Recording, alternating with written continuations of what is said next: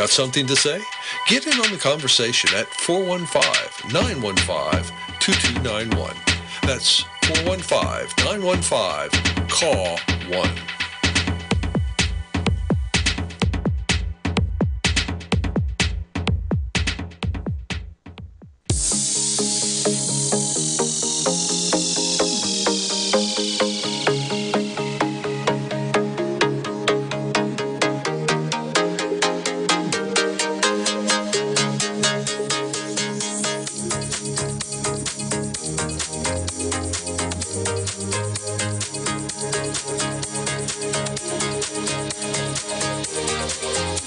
Welcome to Conspiracies Against Wellness with your host, Jonelle Elgaway.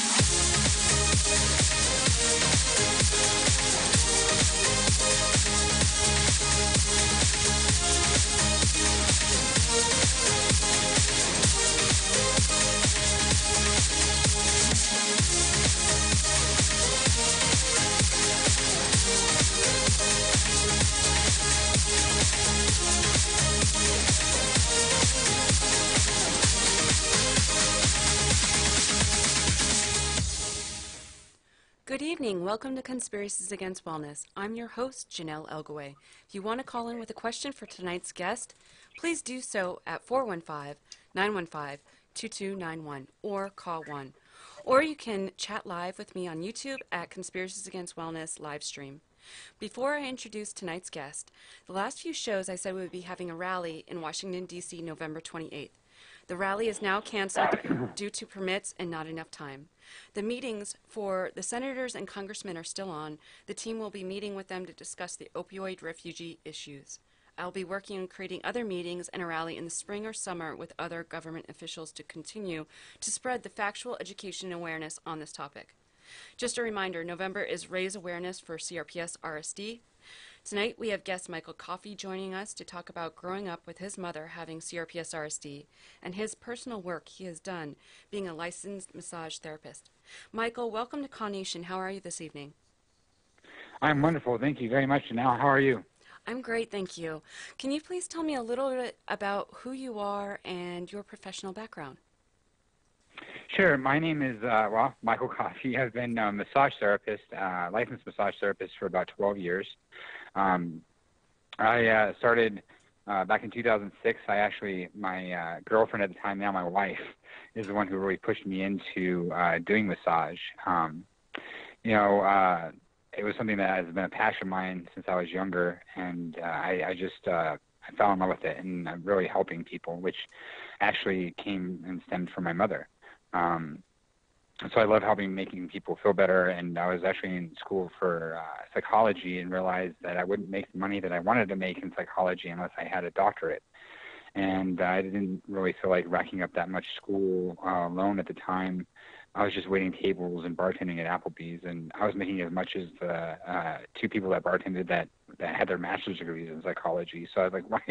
I don't really want to go to school to make that kind of money and get a master's degree and rack up that much debt to make what I'm making now. And I was young and didn't realize what I was saying, but going into massage therapy was probably the best thing that I've ever done in my life, and I really enjoy helping people, and I've just really taken off with it, falling in love with continuing education and learning more about massage, about people and chronic pain syndromes. And so I've been able to help a lot of people, and later on we'll talk about some of that stuff. We'll get into that. How it got me to it. Yeah.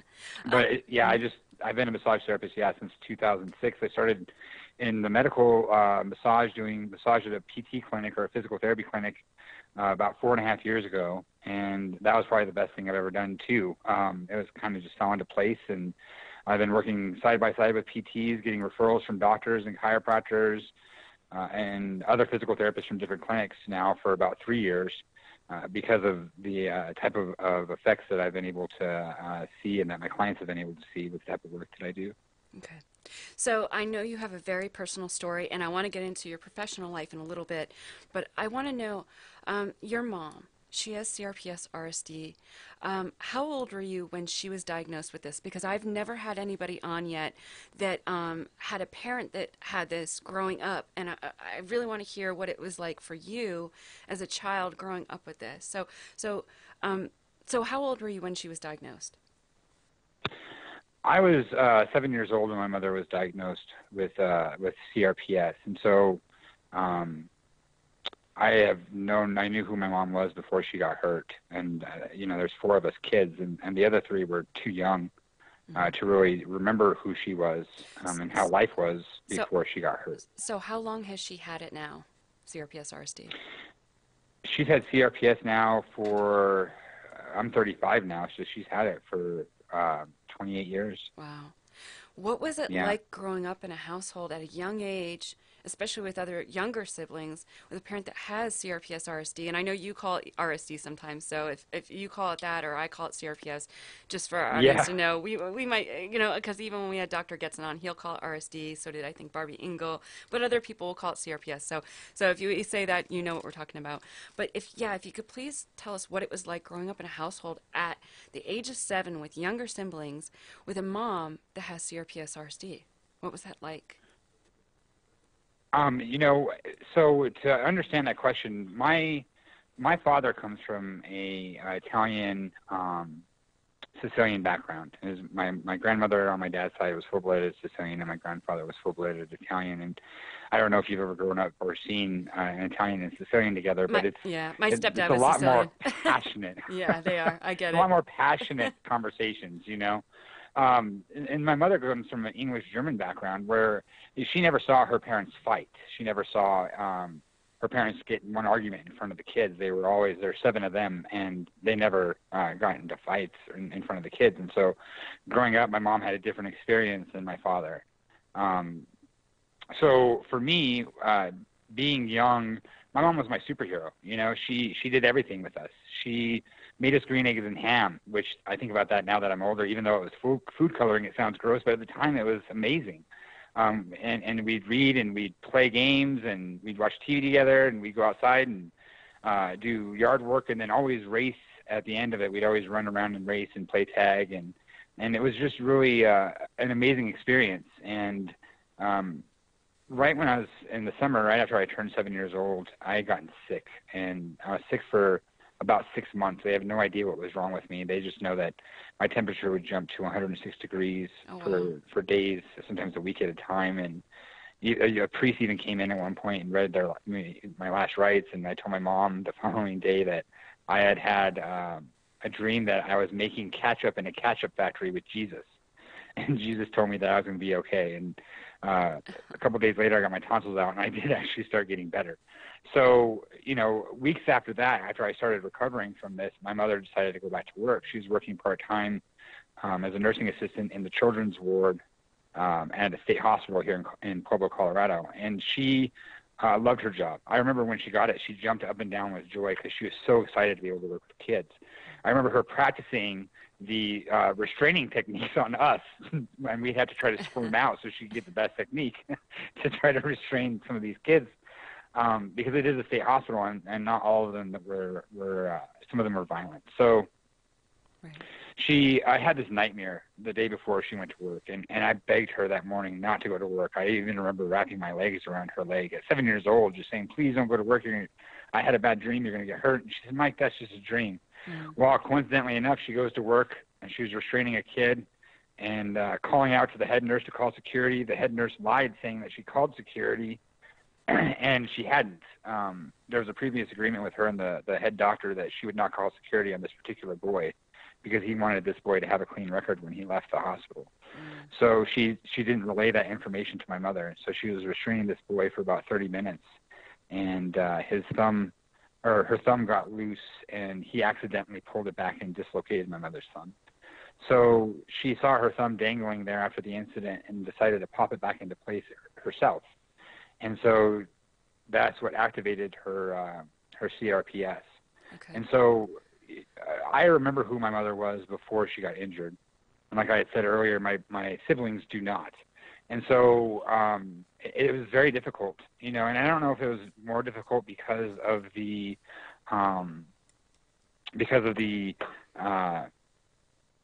pain, or if it was because of the medication that she was on. But the medication really had an effect on her mentally. And then with raising 4 kids, I don't know if you know of anybody who's ever been on Topamax, But this drug is a drug that really, took my mother, just made her completely lethargic. She'd fall asleep standing up. Wow. It was really, it was hard to deal with. It was easier for me to play music and get into different things and try to not Well, let me ask. dwell on it too Yeah, much. let me ask this: how did your family understand her, or did they believe what was going on with her? Were they sympathetic towards her? How did they treat your mom? And then how did you take that as a child? So I have family members who still don't believe that my mother has this condition. With my dad growing up in an Italian Sicilian family, my grandmother did a lot of work, a lot of housework. She did a lot of work around the house, and my grandpa went to work, and my grandmother did all the work at the house. And so when my mother got hurt, to them it was her just wanting to be lazy. She was just lazy American woman who didn't want to work hard, and it was heartbreaking to hear that. I still have a brother of mine who does not believe still that she has that kind of pain, kind of pain what do that they CRPS think? is. They think she's making it up in her head, or she's lazy, basically. That's exactly what the comments that have been made in the past is you're lazy, you're just making it up in your head. In the beginning, it was hard for my dad to even really believe that there was any pain going on. I remember my mom had a frozen shoulder when she got her thumb hurt. The pain spread from her thumb to her hand, from her hand to her elbow, and from her elbow all the way up to her shoulder. And then it started mirroring on the left hand and spreading up. And so I remember her whole right hand had been just completely, balled up and froze up. And, my dad was like, yeah, you're right. You're not in that much pain. Getting your thumb broke is really not that much pain, and it's hard to understand that. It's hard to believe that. Right. And if I had not had a mother who had this, and my wife breaks her thumb, like that's not that bad of a thing. You just break your thumb in a few weeks, you start feeling better. In a few months, it's good to go. As long as there's no serious nerve damage, and you don't need surgery, you're good to go. You know what this takes me back to, which is crazy, is that I was married for 10 years, and I didn't know it at the time, but when I was married in 2009, I started showing symptoms for CRPS RSD, which I have now. And I remember my ex-husband, we're not married now, he would say to me, your job's the couch, you're lazy, you're this, you're that.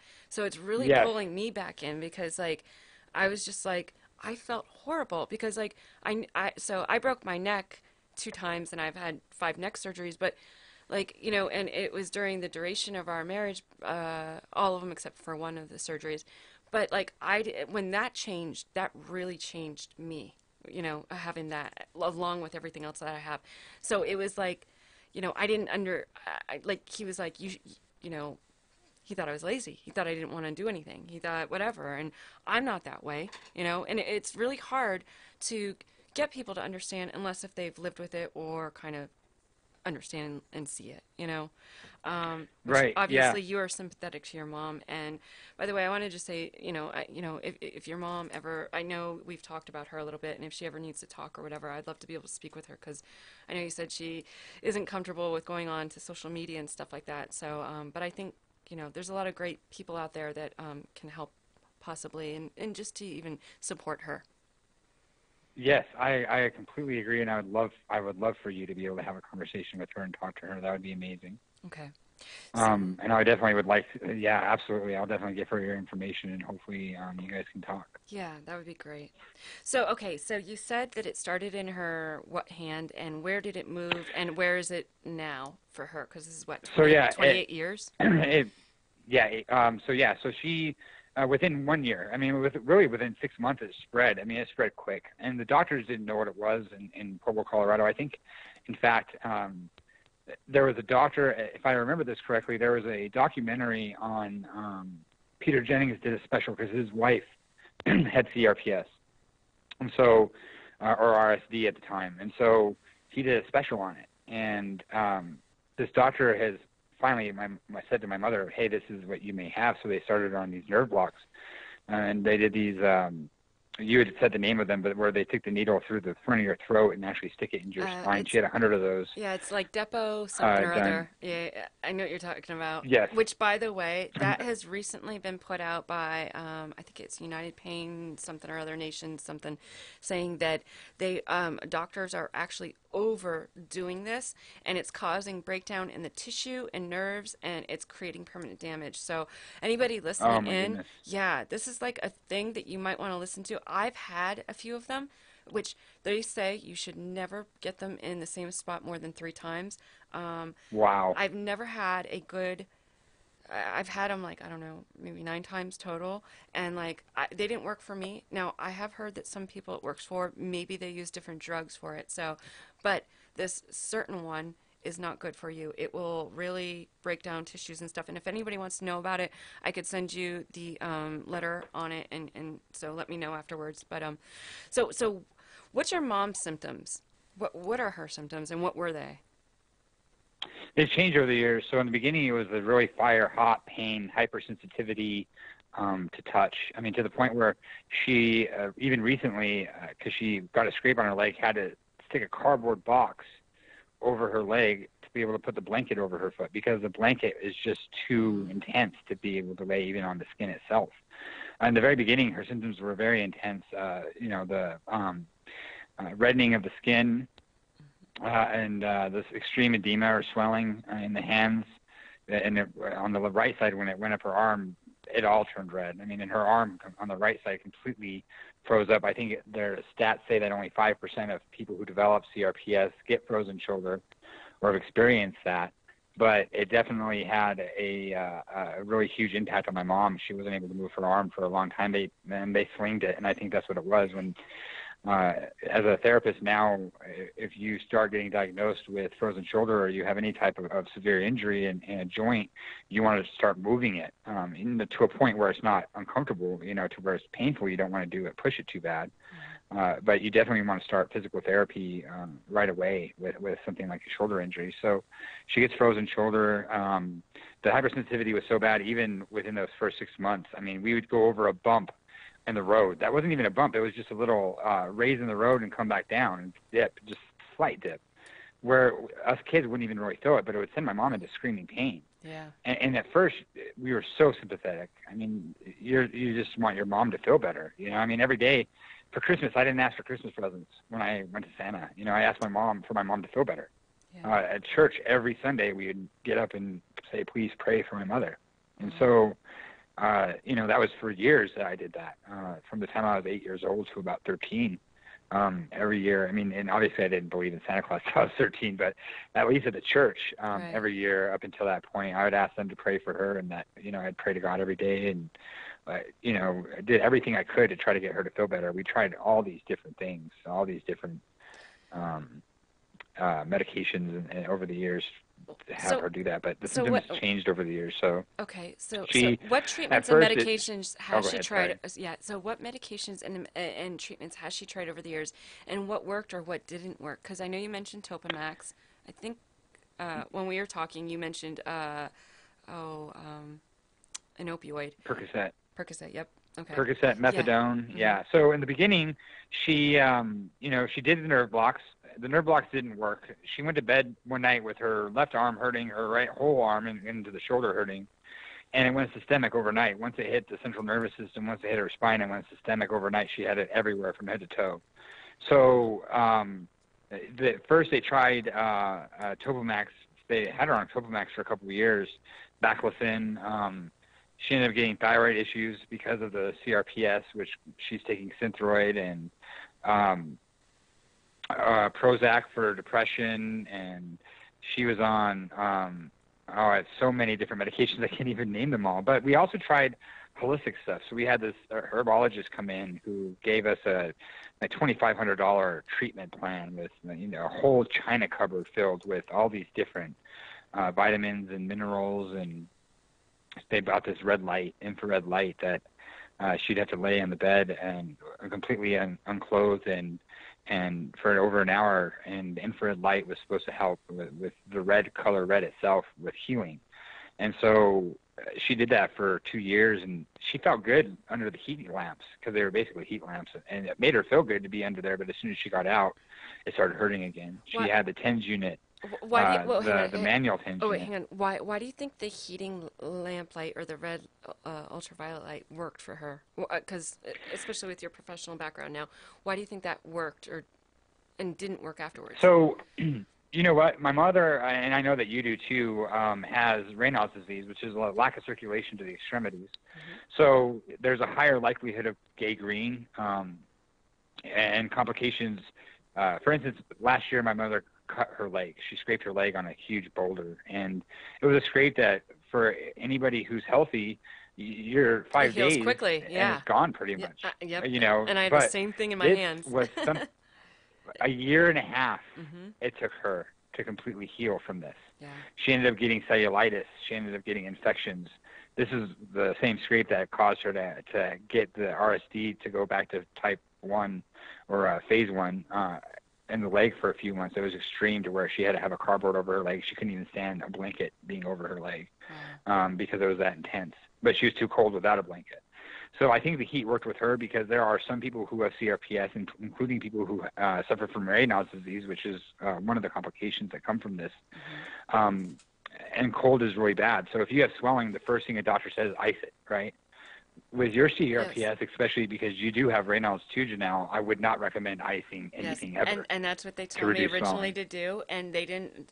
I was not diagnosed with CRPS at first, so I put this on my hands, and it breaks down the tissues and it breaks down other things, and they're molecularly. So now I might have damage because of that, which stinks, But I didn't know any better. And that can happen. None of us do, and that's why we're talking about this. So. Yeah. Right, and so if doctors also say if you don't catch it within the first 6 months, I mean within really the first 3 months, it's very hard. It's a lot harder to treat, and it's a lot more likely that it will go to phase 4 or a type 4 of CRPS.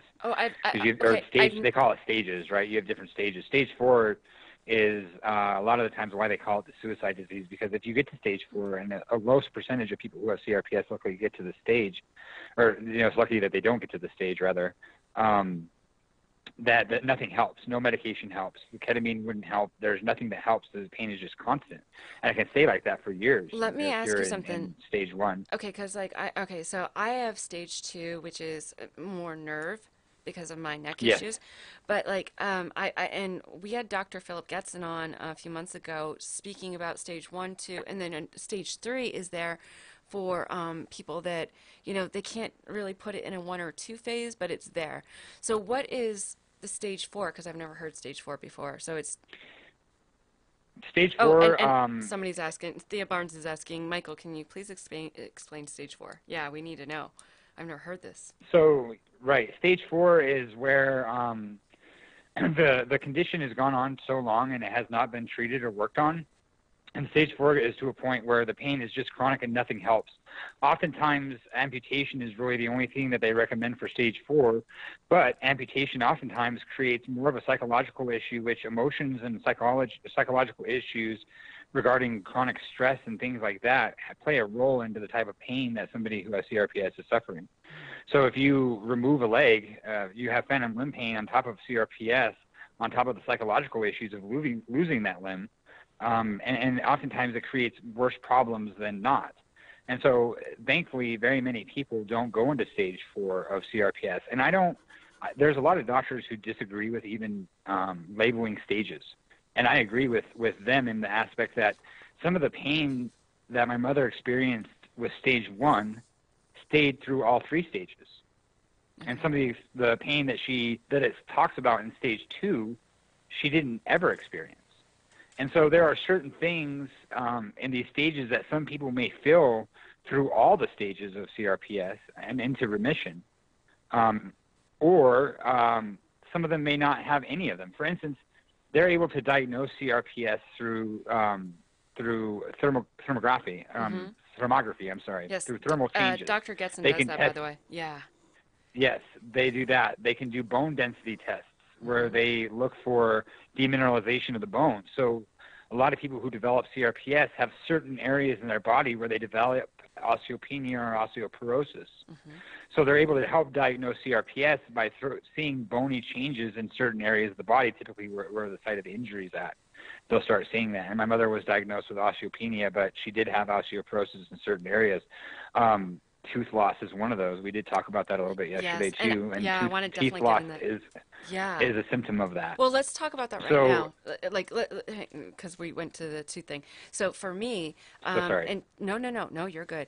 In 2013, okay, so I had my last surgery in 2012, and I think that's what made it move to, I have it in both arms and hands, and then I think that surgery in 2012 moved it to my mouth.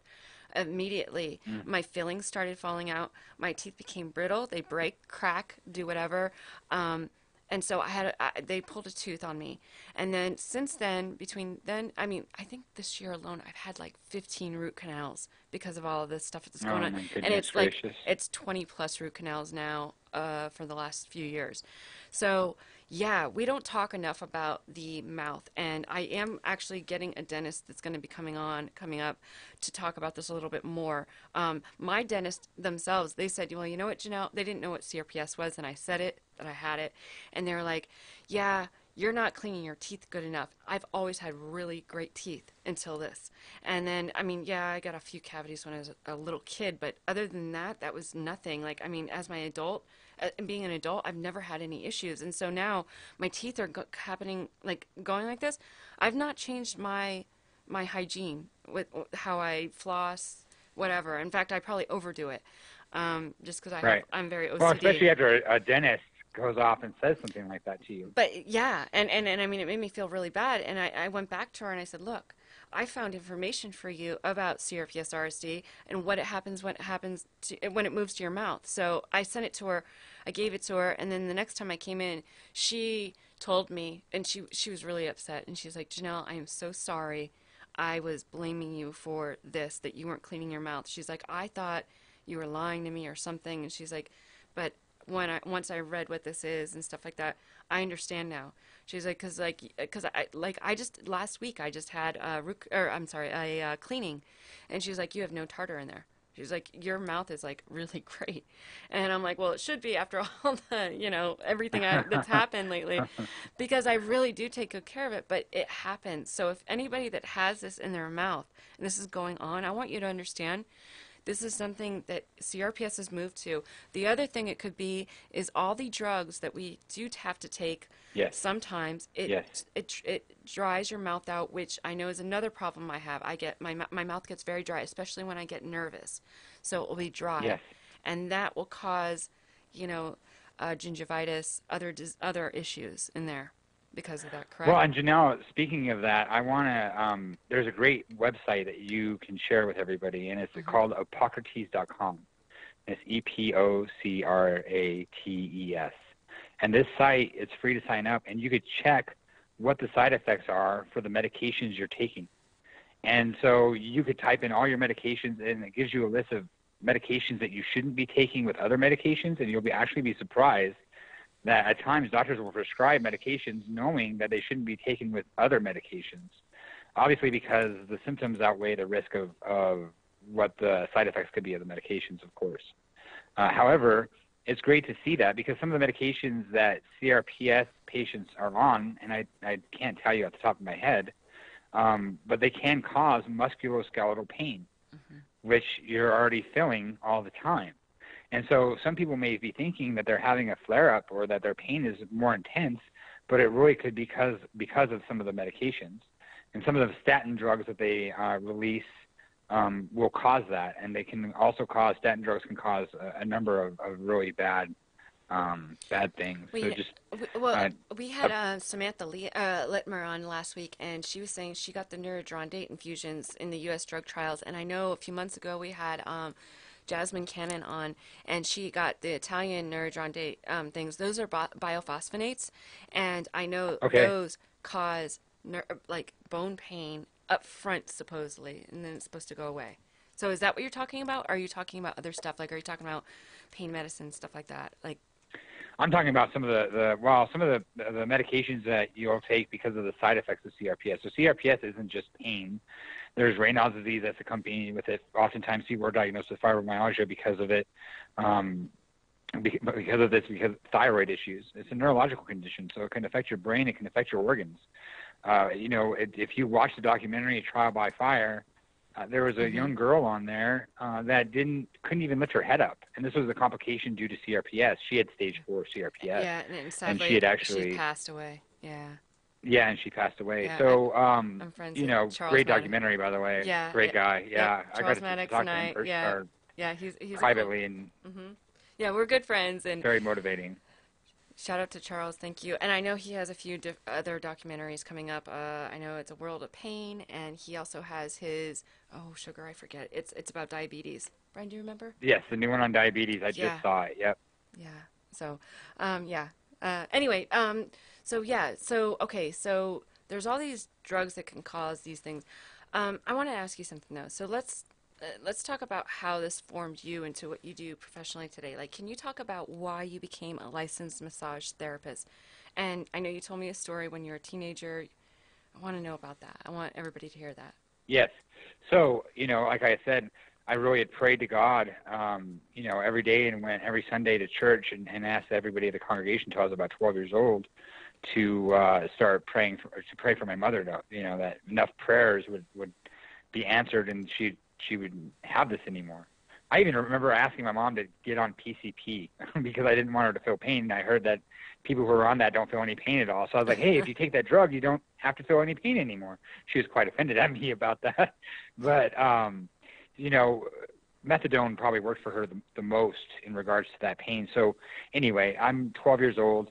I can't play the violin in the house because she has such hypersensitivity that she could feel the vibrations. She couldn't hear the music, but she could feel the vibrations from my violin through the floorboards. So I just turned 13. I go to Hastings bookstore because my dad loved to go to Hastings, and I loved going with him. And we were there, and I'm looking at ninja books. There's a ninjutsu book and Aikido books. And right next to those books, though, there are self-help books, and there's a book on massage therapy. So I bought it, and I'm reading about the benefits of massage, and I'm like, I can help my mom. So I bought this book. I had been mowing lawns on the side because my way to deal with this was to start working. I started working when I was 12 years old and didn't stop working. I had 2 jobs when I was 14. And what was this I worked book? all the way through. What was this book? All those. So anyway, this book was History of Massage Therapy. So I got to read this book, and it had massage techniques in it to help massage the person that you're with. It was more for a couple, really, to be able to massage each other after work. It was designed to help them. But I went home with this book and read it and tried to help my mom. And at the time, she had such hypersensitivity, I couldn't really massage her, let alone hug her. It was hard to even hug my mom without hurting her. And so all the neighborhood kids fell in love with me.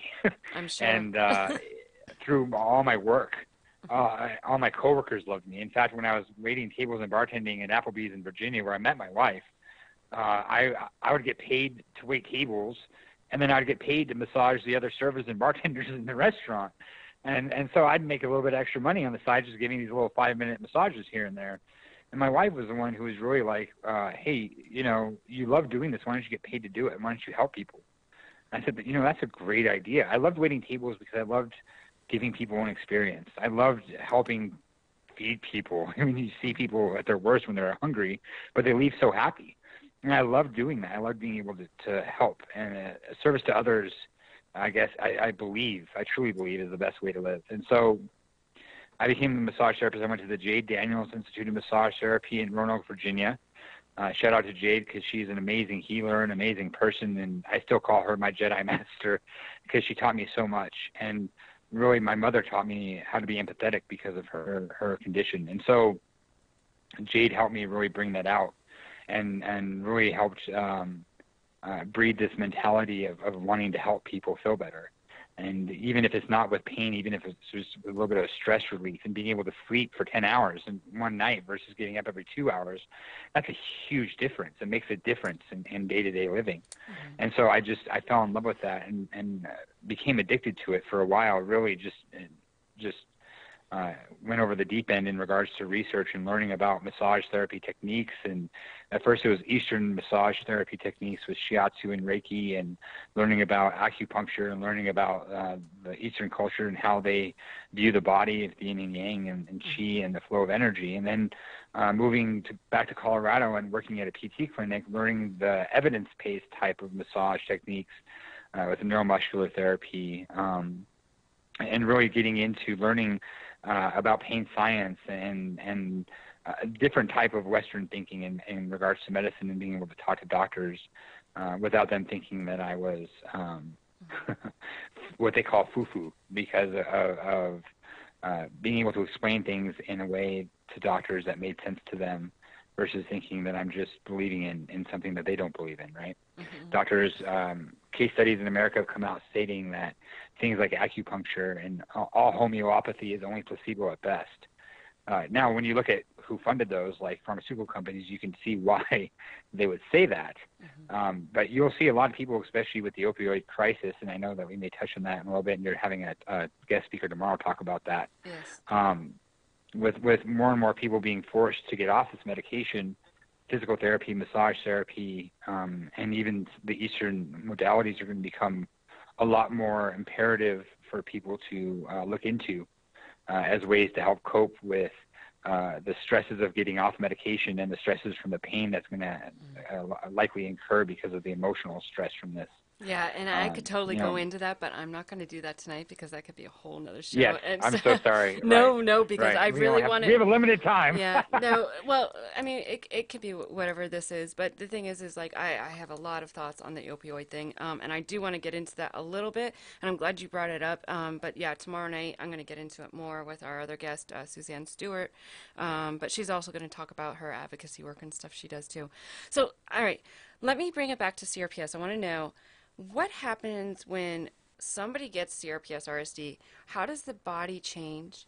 And how does your massage trigger point work and other things that you do, how does that help it? Like, because I want people to understand what's going on within the body and then how you are able to help it. And I know we got a flood of comments last night, and I didn't expect that. And thank you everyone for answering or saying, hey, I want help. But hopefully we can answer it a little bit here. And if we don't, I will give you Michael's information at the end, and he can tell you how to reach him so you can talk to him. Yeah, definitely. So there are not just changes in the body when somebody develops CRPS. There's changes psychologically, emotionally. There are different models that we can. My favorite saying used to be psychoneuroimmunological in regards to what kind of effects massage has on the body. The new model is biopsychosocial. And so, and within the confines of that new model, if you follow any of the pain science people, there's a change in the body. There's a shift. The sympathetic nervous system goes haywire, right? There's a shift in circulation. We were just talking yesterday about the inability sometimes to even be able to use your phone or your tablet, because when you try to tap on the screen, it doesn't work. So there's a bioelectrical response, or a lack of bioelectrical energy going to your hands. Right. And so the tablet or the phone is not registering it. Right. And I talked to you about this the other day, and I was saying, okay, so I even got a new phone because, so especially when my flare-ups were going on, my phone wouldn't work. I even got a new whole phone because I thought it was broke. I mean, I took it in, I said, it's not working, whatever. But then I started to put together, oh my gosh, because it happened to the next phone, which was brand new. And maybe it was my natural electric pulse, which we all have, right? And yes. So I put it out there, man, I think it was like last year on a few CRPS groups and stuff, and I was like, hey, do you guys have any issues using, if you have CRPS in your hands, when you use your tablets, your phone, whatever that has an interface, can you use it? And a lot of people said, oh my gosh, you know what?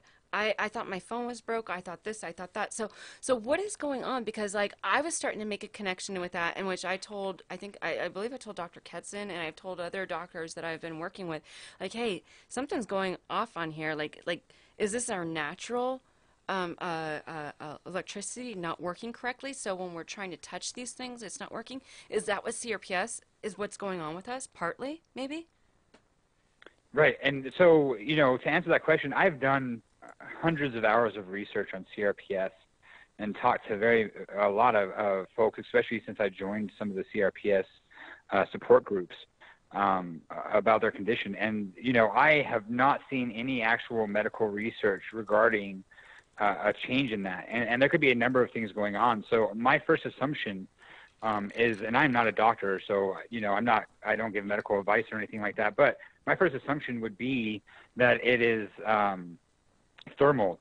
There's thermal changes. So when your hands were swollen and they're in pain, because of the CRPS, you have a lack of circulation to the area, partly because of the edema going on, and partly because of the neurological response that's going on within the sympathetic nervous system going haywire. And so there's a thermal difference. So it could be that. It could be that are you talking about when you say screen's not registered?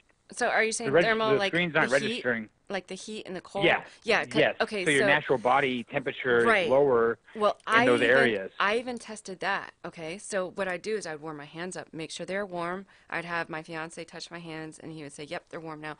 And then I would try to do it, and it still wouldn't work, especially and when it still didn't work. Wow. Right. So then my second assumption would be automatically that there is it's a neurological issue. So there's neurological impulses going to your hands are not working. So yeah, the bioelectrical energy within your body is not working is not functioning properly, and that's why these tablets and phones are not able to register. And that would be a great way to be able to diagnose it. There's no real way to diagnose CRPS. That's why it's so hard for doctors to catch it early enough to be able to get a handle on it. Yeah. So they have to do many different tests in order to diagnose this. And like I said, this is one of the reasons why I don't like stages, because some people won't have those bone demineralization issues. So they won't be showing that they have osteopenia or osteoporosis in certain areas. Yeah. And they may not have the burning pain. They may only have the swelling. Yep. Or maybe they have the burning pain but no swelling at all during the whole thing. And it really is dependent on the person. And I know a guy that doesn't have any of this stuff, but he has like the feeling. But it doesn't have any of the, like, he says it's red, but I've looked at it, his hands and stuff. It's not the swelling and stuff. So, I'm not sure. Maybe you have the stage 3 of it that Dr. Getson talked about. But this is the other thing too. So I have the they did a bone scan and they could see it. But something else, your vitamin C's, vitamin D's, copper, magnesium and stuff, they're not on chart where they should be. They're usually lower. Yes. So, and mine were lower actually too. So, and I'm glad you talked about that, because you talked about there possibly being a correlation between diet and well, we both did talk about you changing your diet, but there was another lady, Naomi, who I talked to, who talked about how she changed her diet and is now able to work. I mean, she works at a farm, she waits tables, which to me, somebody who has CRPS, and she has a full body, right? Yes. It's just that's amazing. That is amazing. And that's why I'm so proactive in telling people. I know it's really hard that has this, and I know that you're listening in when we say, like, look, you need to keep moving. You have to work out. You have to really do this stuff, because if you don't, your body, your muscles, everything are going to become atrophied, and then it's just going to couple on and become worse. And I know you and I spoke about that, Michael, the other night, and it's true. I mean, we were talking about, like, with my shoulder, I had a tear in it, but they didn't know it when I was in my young 20s because of my neck stuff. And I found out 2 years later. They were like, well, you should get a surgery, but this is like one of the worst surgeries you could get, so you don't want to do it. I didn't know. I didn't have CRPS at the time. I didn't get that till 2009. That was like 2003, or 2005. Sorry. But the thing is I was like, you know what? I'm going to just work on my muscles around that and make sure I build those up. And so that's what I did. And then when I got CRPS in 2009, I mean, I wasn't diagnosed till 2015. But in 2015, something kicked into me, and that's what we are just talking about now. I changed my diet, which is huge. Antioxidants, anti-inflammatories. Cut out dairy, cut out red meats, cut out GMOs, all that stuff you really, really need to do. If you want to have the best quality of life, you need to do this stuff. The other thing is mentality. Change your mentalities. positive mentalities, which I want to go in with you right now too a little bit, is how important. No, and we did talk about that yesterday too, which is amazing. So like the book The Secret, if you watch the documentary, What the Bleep Do We Know, or What the Bleep Is Down the Rabbit Hole, it really talks about the power of attraction within quantum physics and how positive thinking attracts positive thinking. So I'll give an example that I did with that. So I created a dream board, and it's up in my hallway that I look at every morning. But something I've thought of, I just wanted to test it. I thought, okay, I'm going to think about powder blue 1970s Volkswagen Beetles. And cool. Suddenly I started seeing that powder blue 1970s, somewhere in there, Volkswagen Beetle. And it's because it's the laws of attraction. And what it is you're focusing on that instead of anything else. So if you focus on negative stuff, that's what you're going to pull in. If you focus on positive stuff, it's what you're going to pull in. And I have even done this myself and have tested it on myself. And I do meditation and I think about all these things, and I have my dream board up and everything like that. I mean, when I'm thinking negative or something gets in, it happens. When I'm thinking positively, it happens. So, and our minds are so powerful. The other thing I know that you and I spoke about is about a year ago, I put up tests about mentalities of, there's 2 test groups. One, all right, both were very healthy. But one test group, they were to go on in their lives and do what they've been doing normally. The other test group, they suddenly flooded with them and said that they are sick. They had them watch like programs that are very violent or negative or sad, and they just basically, these doctors told them that they are sick. Their brains chemically changed to where they became sick, and then they became physically sick. So then they became sick. So that's how important our brains are. And it's not saying that CRPS RSD is in our brains and it's a fictitious thing. It's not. But what it is we have the power to change what we can feel like in the daytime, and I use this myself.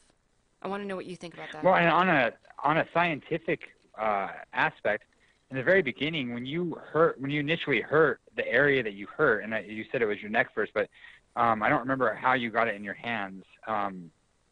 But so with my mom, for instance, she broke her thumb. Initially, the pain receptors in her thumb, the peripheral nervous system, was sending messages to the central nervous system, to the brain, saying, hey, this is in pain. Once you hit stage 3, I believe, is when the brain actually is starting to send out those pain messages to the other parts of the body. So when you said it's in our brain, sometimes people take that the wrong way and say, well, no, it's not in my head.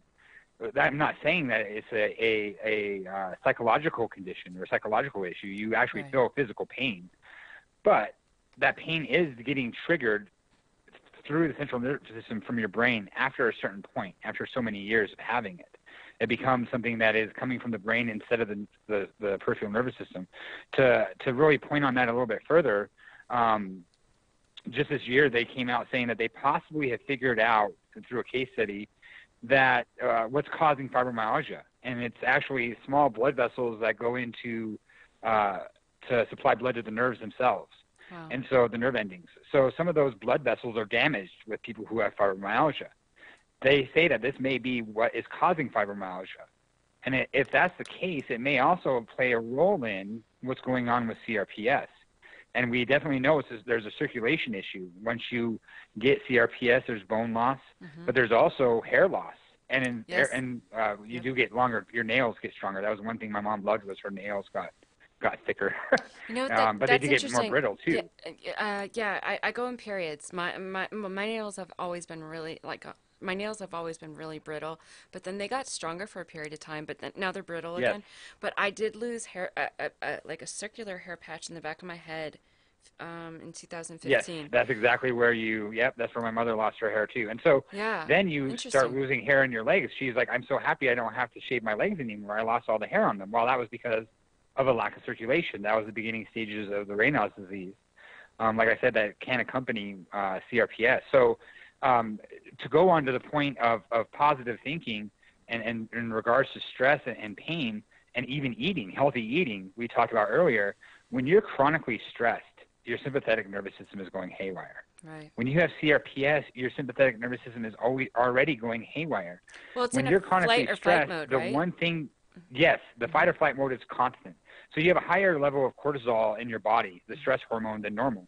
This is necessary. We need that hormone. We need that stress hormone. It is what helps keep us alive.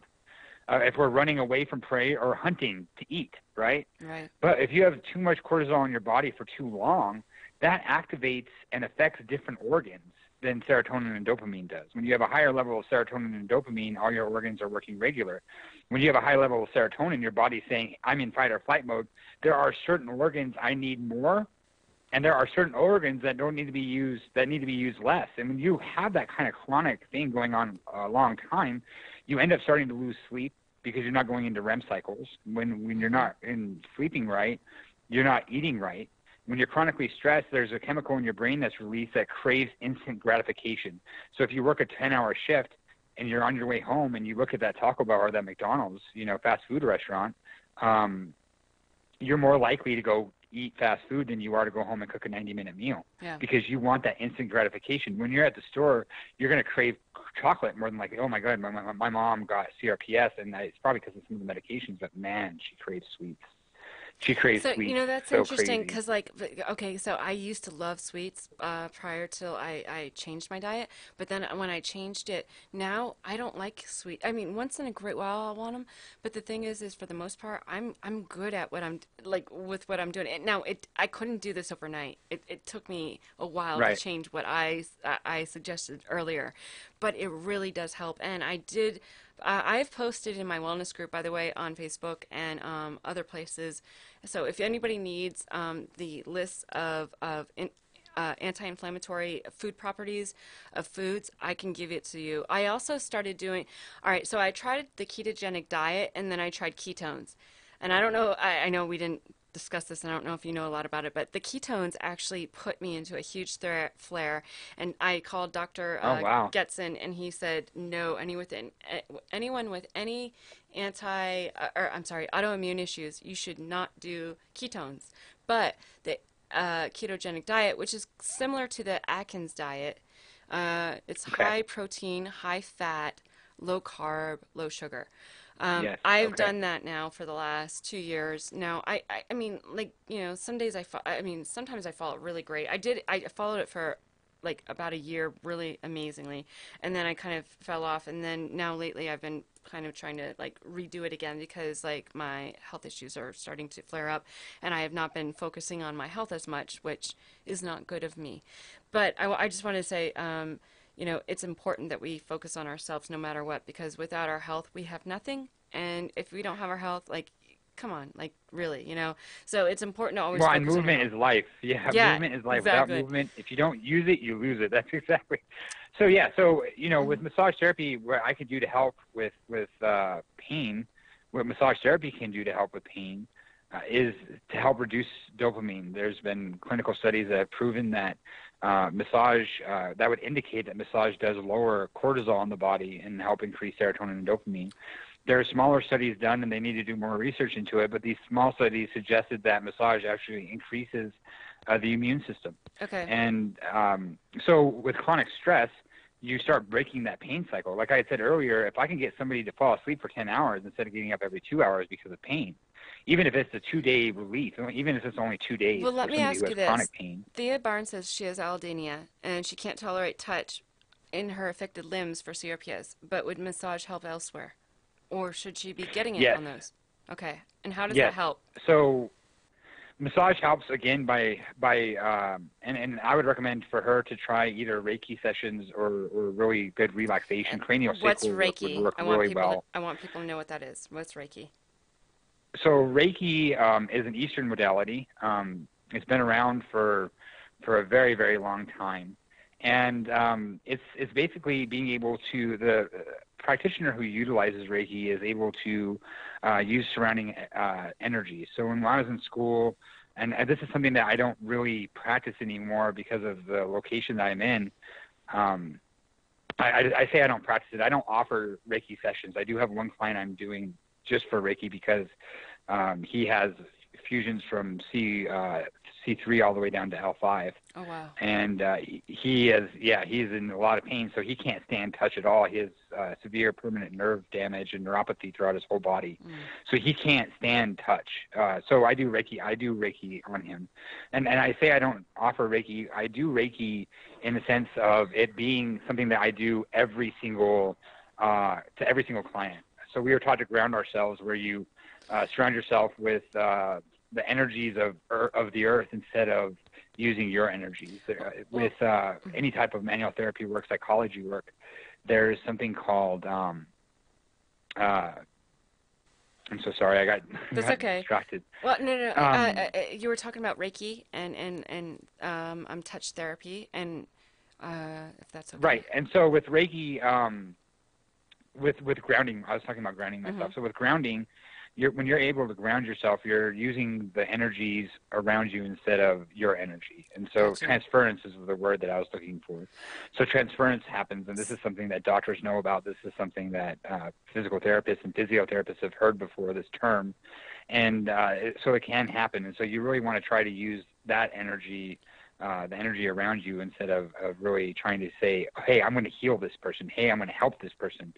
Well, no, you're just the vessel of this energy around you. And this is what Reiki practitioners utilize, universal energies channeled through them into the client through touch, or not even touching. So the hands are barely above the body. I still do that to be able to tell thermal differences in an area. So if I'm going around, this happens at least once a week, where somebody's like, oh my God, are you psychic?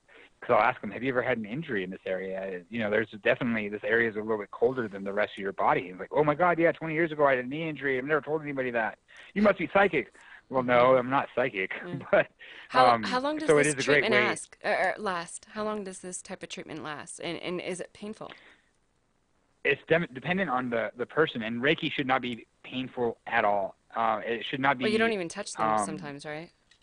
Yeah, if you're getting a Reiki session, it should not be at all. And depending on the type of Reiki you get, you could do chakra healing with Reiki sessions, and a lot of Reiki practitioners will go and lay their hands either above the body or very lightly on the body on those chakra areas. Again, this is very Eastern based, and so they're able to help realign the energy within somebody's body by utilizing the universal energy around them.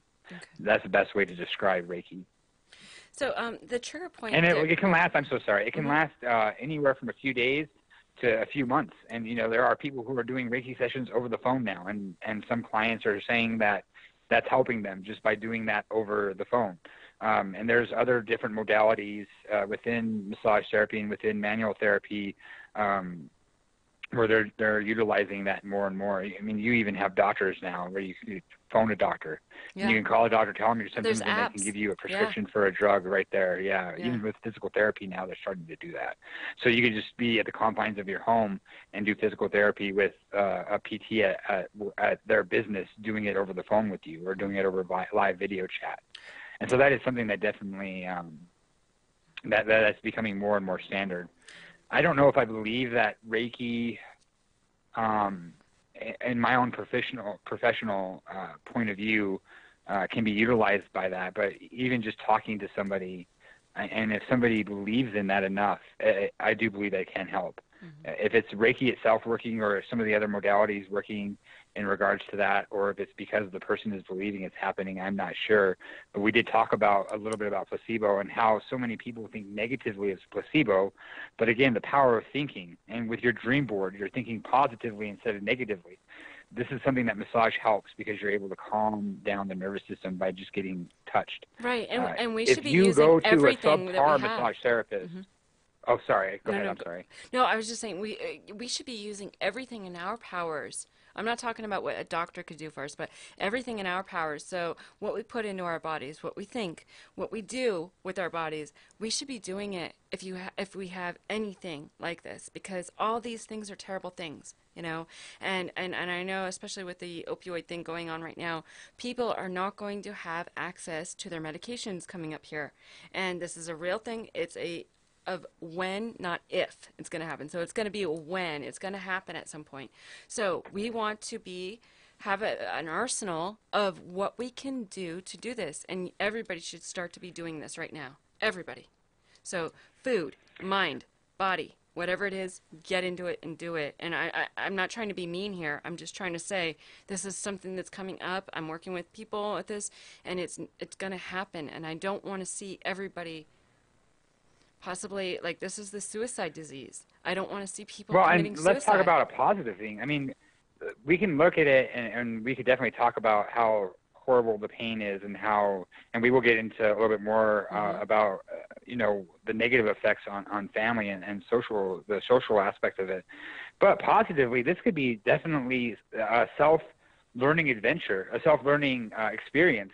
You talk about changing your diet, and you talk about things that you're doing now, and that you're more aware of who you are as a person and your body now I'm so than much you probably happier. would have ever before. Yeah. Oh, absolutely. And so this is more of a journey, an inward journey to be able to control yourself. Yeah. And it's something that not very many people ever do. And it was something that we weren't raised to do, right? We're raised to care for everybody else. When you fall in love with somebody, for me anyway, I was raised to bring flowers to them and to treat them right and say, yes, dear, and yes, ma'am. And you do everything you can to make somebody else happy. When you become a parent, your number one thing in life, for me anyway, is to make my kids happy, to bring them joy, to teach them, to hopefully make them successful, well-rounded individuals. And so there's something positive in this. There's something positive, and calling it the suicide disease is a very correct term.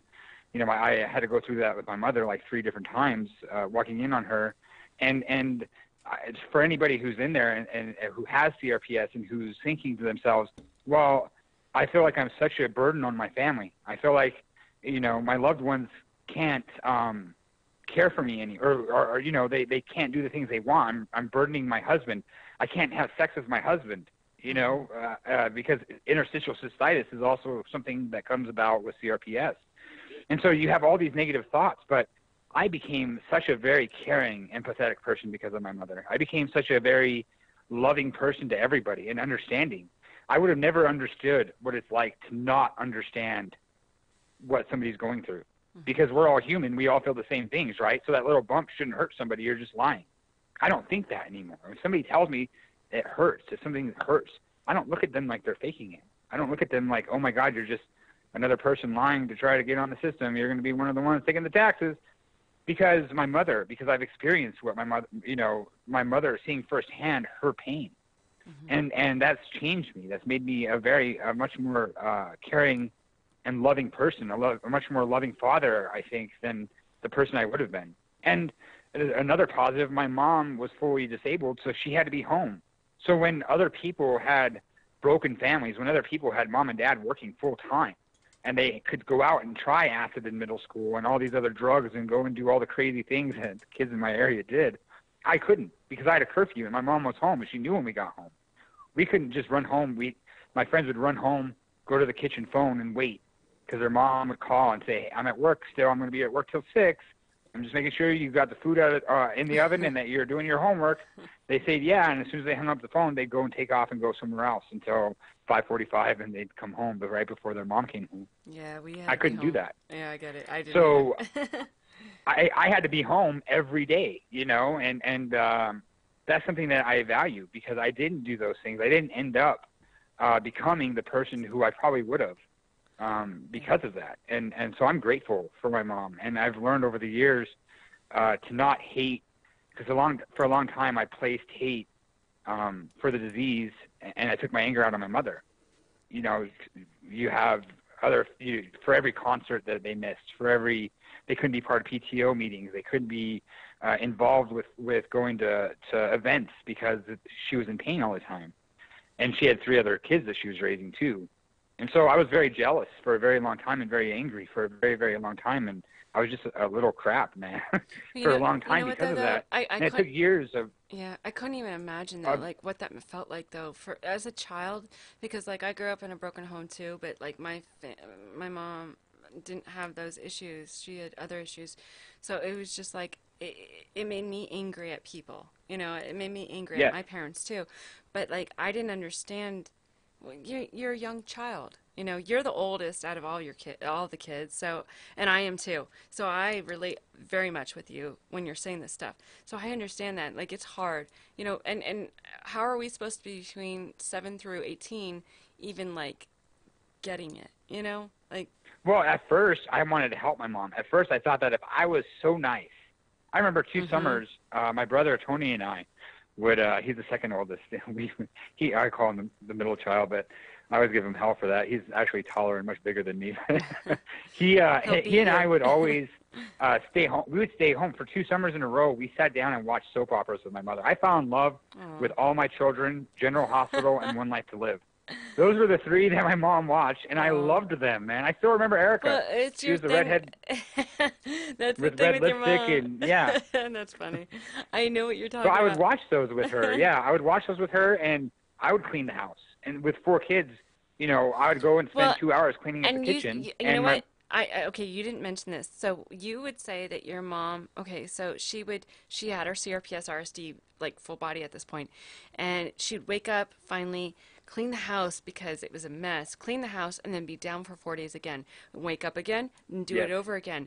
And this is Groundhog Day, yeah. not good. This is not okay to be doing. We shouldn't be Well, doing what that. happened was when she's down for 4 days, she's starting to get neuropathy. Right. And Not atrophy. neuropathy. Atrophy. She's starting to get atrophy. So her Yep. muscles are atrophying. So she'll wake up after 4 days of being in bed in pain Right. and say, "Oh my God, the house is a mess." And then she So does then it she all would- over again, and it's messed up. And she'd clean for 12 hours. Well, she cleaned for 12 hours, and her muscles were atrophying because she'd been down for so long. So she's in pain for 4 days. And then she'd get up and say, "Oh my God, the house is a mess," and she'd do it all over. And this is a vicious pain cycle that lasted for years, for a long time. Yeah, I think a lot And, of people do this that are in this because I know I've done it for a long time. I don't do it anymore.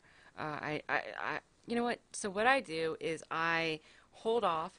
Like, I know if I'm going to do something, I'm going to like pay for it. But it's like those moments are few and far between. Like, for example, a month and a half ago, I went out. I wanted to go trolling for king mackerel with my friends on the outer coastal of North Carolina. And I don't get to do that. Oh, wow. But you know what? It was just like something I used to do. It made me feel good. I knew I didn't know it was going to make me this bad, which has made me really bad. But I did it because it made me feel like I was living. And I think sometimes we do things that we want to do, that we want to still live and be in the moment and feel like we have a life.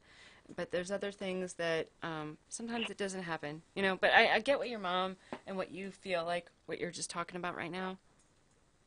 Yes. Oh, somebody asked, what is NAT Trigger Point Therapy? It's Neil Asher technique. What is It's that? a trigger point technique that I do. I learned from Neil Asher himself, not personally, but through online manuals and videos and blogs. And what an amazing team they have, and what an amazing group of people. I became certified with originally with them for frozen shoulder. I started working at the PT clinic and said, "Oh my God, I need to increase my skill set. I need to increase my ability to help people. What can I do to do that?" And I wanted to try to figure out techniques that were most effective with the least amount of time, so I wasn't having to spend months trying to help somebody. I could do it in 3 to 6 sessions. Mm-hmm. And so I really worked hard at figuring out which techniques were the best techniques to be able to quickly get the best results. And Neil Asher was definitely the first step in that progress, and it's definitely, I call it, there's 10,000 different modalities in regards to massage therapy. Okay. And so these modalities range from Reiki, trigger point work, myoskeletal work. There's so many different things. And so I call trigger point work, or Neil Asher's work, the all-around work. It's the one that works the best. With my multi-tool, I call it. So it's basically trigger point work, but they do so many different modalities within Neil Asher. So that's what Neil Asher is. It's basically trigger point work and frozen shoulder work and Yeah, we had a question about that. So, okay, I'm gonna have to wrap up here a little bit, but you know what? I am gonna ask you if you will come back on because I think we need to talk more about everything. And Absolutely. great. And is there anything you wanted to talk about before we get going here? Just thank you very, very much for letting me be on here, and I definitely want to come back on. And just a message of hope to everybody that, you know, even if you're thinking to yourself, how do I live through this? How do I go on another day? I'm a burden to my family. You're not a burden to your family. You're going to teach your kids something, and you're bringing something to people that you do have support with, that do love you, a kind of caring and a kind of empathy that they would have never had before. And so there is something positive in all of this, and keep fighting, because to lose a loved one, to lose that person is much more painful than the burden that you feel like you are on that person. And I was a little crap in my teenage years towards my mother, and I'm very sorry about that. You're a teenager. But you know? yeah, right. On. I was angry at the world anyway. But, yeah, and you're kind of you're into yourself. So, I mean, all teenagers are like that. So don't blame yourself. I hope you don't. No, I don't. Okay, I do feel bad about it, but I don't blame myself. Good. I feel more guilty about diving into work and just working so much, because once I turned 13 and 14, when I was 14, I had two jobs. I worked at Taco Bell, and I worked at a Italian restaurant called Dante's that was owned by a family member. I was a busboy there. So I'd work both places and go to middle school. And then through high school, I worked two different jobs. I just worked. That's what I did to help your family cope with what was going on. And I'm sure you didn't want to be at home either. So I completely actually understand that, because I put myself in the sports and I work jobs too. So yeah, that's what I did. I get it. Yeah. Yep, that's exactly what happened. Yeah. Well, we just do that. Well, thank you, Michael, for coming on and sharing your personal experience of growth and growing up with your mom having CRPS-RSD in your professional life to help treat CRPS-RSD. And I hope your mom is having the best quality of life possible. Isn't that what we all want? I think that's what we want. Yes, I agree. The best quality of life and the best way to feel in life. Yeah, and so movement is life. If I could give anybody else any advice, move. Even if it hurts, you don't want to move to the point where it hurts really bad. There's a bad pain and good pain. The bad pain, yes. I've noticed, okay, so it's that sharp shooting pain. Yeah, stop. Yes. Good pain, don't do the sharp shooting pain. your muscles are tired. You know what? You don't feel like doing it, but you do it. And that's what I talk about, and I don't know if everybody realizes the difference from being an athlete myself. I understand the difference between that. So if I get sharp something, I stop immediately, or my muscles start spasming so badly, like I know to stop. But there's a good pain in this, and the good pain is you don't feel like doing it, you don't want to do it, or you're tired, or you're really stiff and you're sore. As long as you're not having sharp stuff, that's not a bad pain. Do you agree with me? I completely agree. Yeah, if it's not a sharp, if you're moving and it's not sharp, abrupt pain, or you go into start doing muscle spasms and you lose breath, right, that's too much pain. You don't want to go there. But if it's an achy pain, kind of like how you feel if you work out. Yeah. You have this dull achiness that you're just like, oh, I don't want to move that because it aches. You definitely want to move it. And if you do have that sharp pain, don't go to that level, but try to keep that range of motion as best as you can. When's the last time as adults that we had to do jumping jacks or played on a jungle gym? Or there are movements that we did as children that we really don't do anymore. And so it's really important to try to test and try to work on as much range of motion as you can. If you're able to do that, and like you said, work on anti-inflammatories, read some books on alkalization and how alkalizing your body can also be a beneficial thing, that you can make a difference. Reduction of inflammation is less likely that you're going to have hip and knee replacements in the future. And with alkalization, they talk about calcification of calcium in the body. And with alkalization, if you are able to alkalize, including with the anti-inflammatories, it's supposed to be really beneficial for your body. There's a book called Alkalize Now that's out, and I would do some research in that as well. Okay. Well, if anybody has any questions for Michael, please let me know, or I'll get Michael. Actually, wait, hang on. What is the information that they can contact you, or do you just want them to come through me and I'll send them to you? Either that, or you have my email, so they could definitely email me, or Okay. they can go on my Facebook page and message me. Okay. Either one of those, or Okay, somebody. so- I mean, I have Yeah. a cell phone number. You can give them that if you want to. No, Either way. no. I'll just. All right. So if anybody has any questions for Michael Coffey, I please just ask me and I'll give it to you. Thank you again, Michael. You are awesome, and I'm going to be calling you shortly. So please be ready. Awesome, Jonelle. Thank you so much. Okay. So tomorrow evening, Suzanne Stewart will be on CAW Nation's guest to discuss her personal struggles with CRPS RSD, the advocacy work she does for this community, and also to talk about the opioid issue that is going on within the U.S., which will eventually, it will affect the whole entire world. You won't want to miss this. Thank you for joining in this evening, and have a great night, CAW Nation.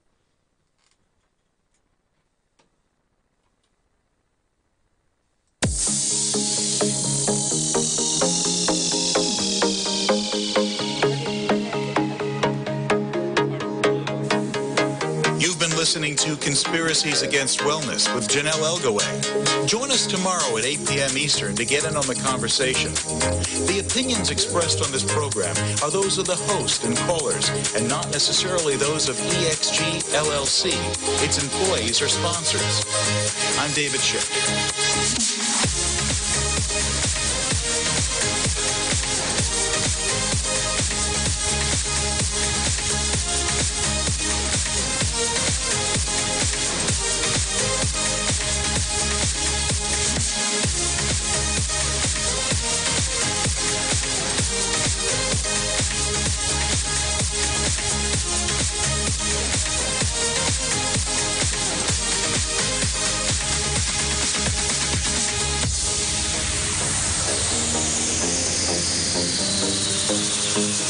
Copyright 2017 by EXG LLC. All rights reserved.